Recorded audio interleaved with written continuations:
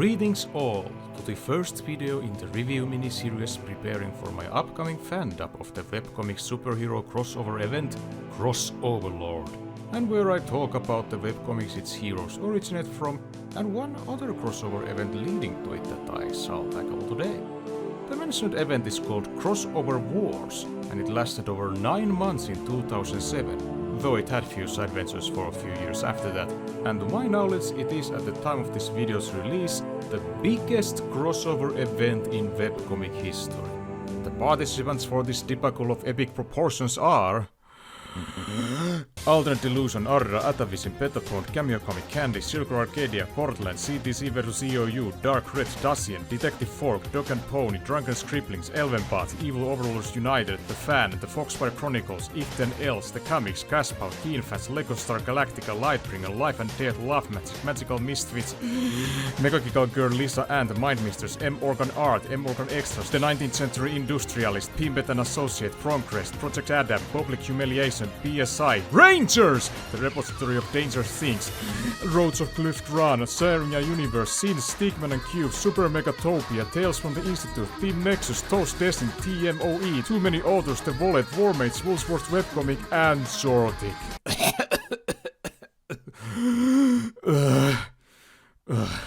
Oh, and the Watch Forum, the CRHF Forum, and the EGS Forum. Yeah, that's over 50 webcomics and 1500 strips that sometimes brings into their own subplot threads.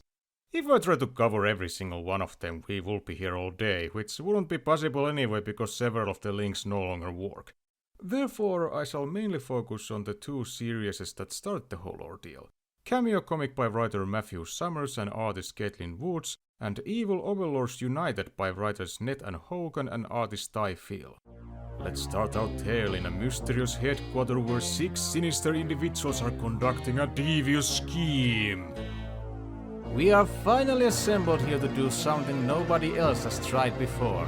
Among the many dimensions there have been no shortage of people who want to rule the world. But we are not going for ruling the world. We want to rule the worlds of the webcomic universe! That didn't sound menacing even in your head. So yes, all evil overlords who are led by the medieval font-talking Naga chap only known as the editor are aware that they are webcomic characters and use their meta-knowledge to their advantage as they attempt to conquer other webcomic realms. They want to do this because... Anyway, one of their first targets of conquest is Cameo Comic that stars 3 webcomic creators, Matthew, Caitlin and Hogan. Wait, those are the names of the main writer, artist and co-writer respectively. Just how more meta can things get? They are brainstorming to create this crossover event's main hero, Scale, a young red-headed woman who hops between dimensions. She sounds to have the same gimmick as the more well-known open source character Jenny Everywhere, who by the way has her own side plot.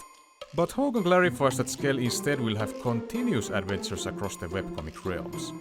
That is, as long as writers have interest in her. Scale's current storyline in Cameo Comic has been on hold since 2018. From beyond the fourth wall I can almost hear her internal screaming.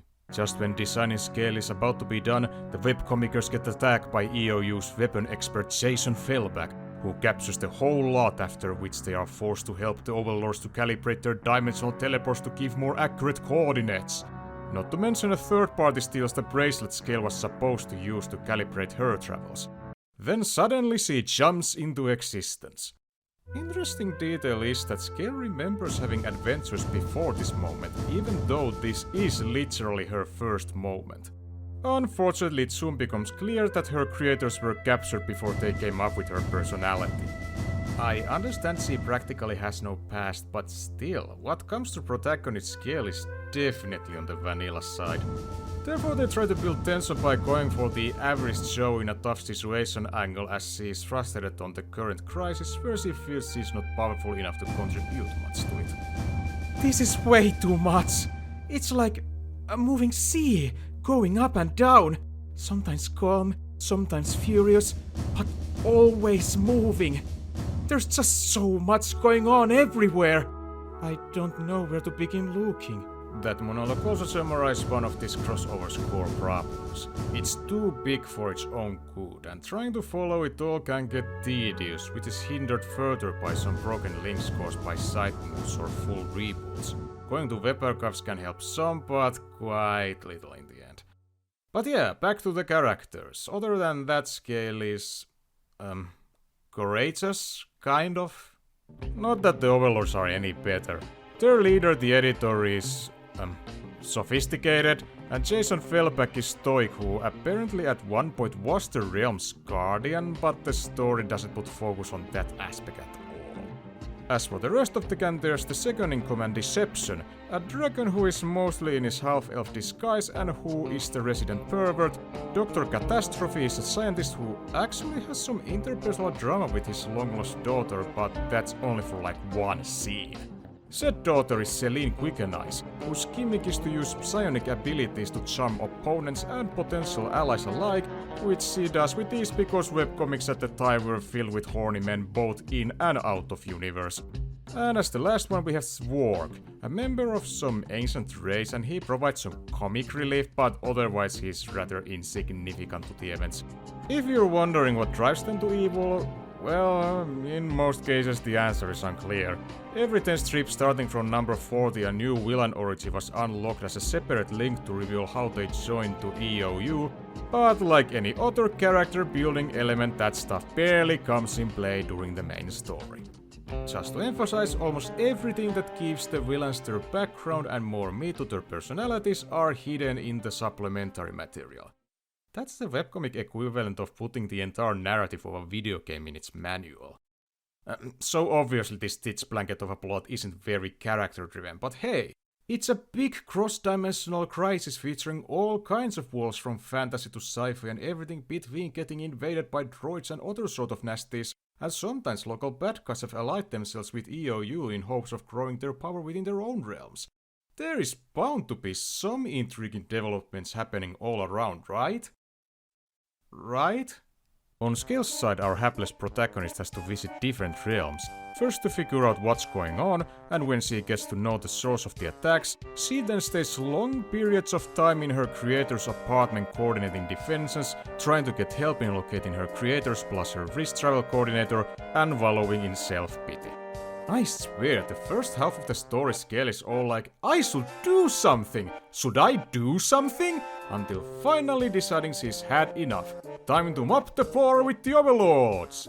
Her part is so focused on the crisis that there's no time to build her as a person, and event-wise there's not much variation other than being overwhelmed against the odds. That and the guest artist occasionally harassing her in hopes of fanservice pictures. Consent is sexy even for fictional characters, people. Also, this whole premise of webcomics getting invaded is inherently silly, yet Scale's story treats it fairly seriously, and it doesn't match well. Crossoverlord works best in more comedic settings. For a decent comedy side plot, there's the cast of Jordic searching for the stolen bottle of webcomic awareness, and Stickman and Cube does have an amusing gag with the concept. Evil Overlords United also manages to get some humor out of the crossover's meta aspect, for example, how they manage to temporarily get the cast of magical misfits out of the picture by dropping a hiatus bomb on them. Perhaps the funniest side plot involves a group of droids that become self-aware and go on strike in order to get better benefits. How Jason Fellback solves this, I'll let you find out on your own, but I thought it was a rather clever gag. Yet alas, the villain side has its own structural problems.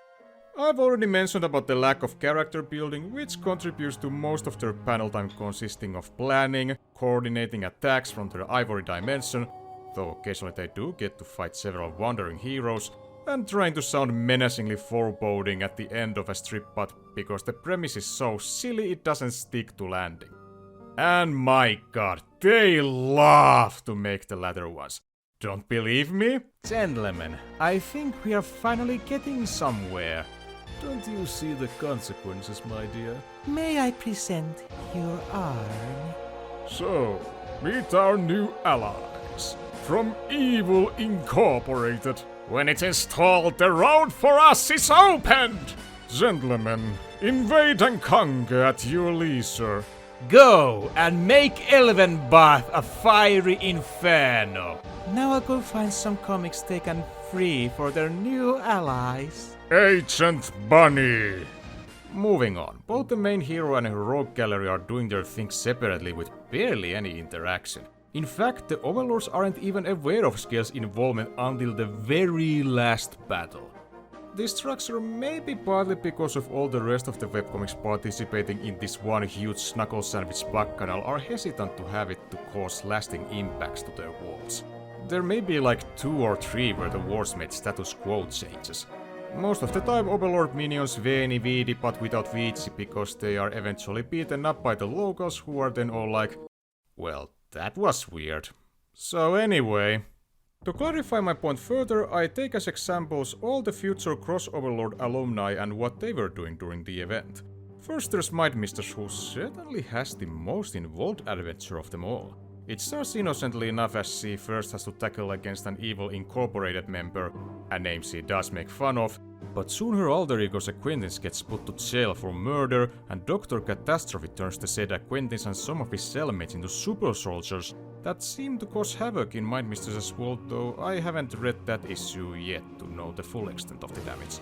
She also has some engaging action set pieces, and she manages to get in the Overlord hideout and gets to battle against their inner circle, including the editor himself. Her contribution felt meaningful and important, but unfortunately the same can't be said from the rest of her future teammates. At least Lightbringer has the novelty of getting his own mini crossover with Mistress, but otherwise it's just a battle against an evil Incorporated employee with some witty banter, after which he gets mind-wiped for his troubles. Same happens to Dacian, who gets some kind of friendly symbiote to help her in producing scrap metal, and that's it really.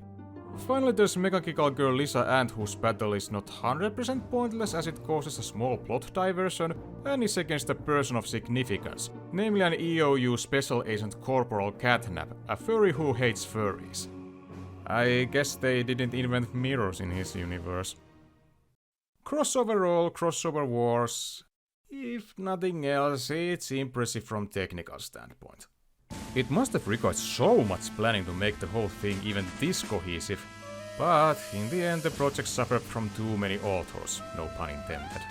Most of the contributions outside from the 2 main comics don't matter much to the grander scale of things, and from wider perspective the plot moves in snail-paced tempo despite so much happening. That wouldn't be that bad if the characters were complex enough, but to its misfortune, this comic collection committed the cardinal sin of a crossover event by focusing too much on the event.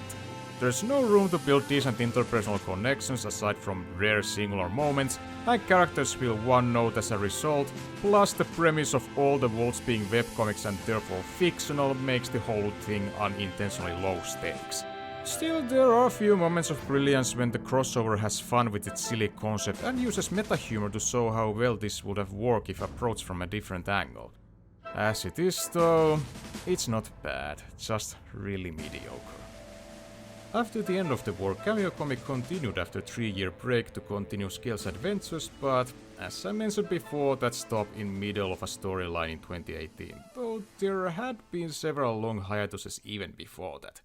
I didn't look into it that much, but I did look at Evil Overlords United's continuation and there was a amusing scenario with deception still, but eventually the meta elements became too much of a crutch, and Swark's origin exploration that ran at the same time went full on deepa-dabba-dabba with it and lost my interest quick, not to mention that comic stopped in middle of his storyline in 2013. Oh well. I suppose the most important thing is that Crossover Wars worked so that its successor Crossoverlord could not necessarily run, but at least gracefully jog.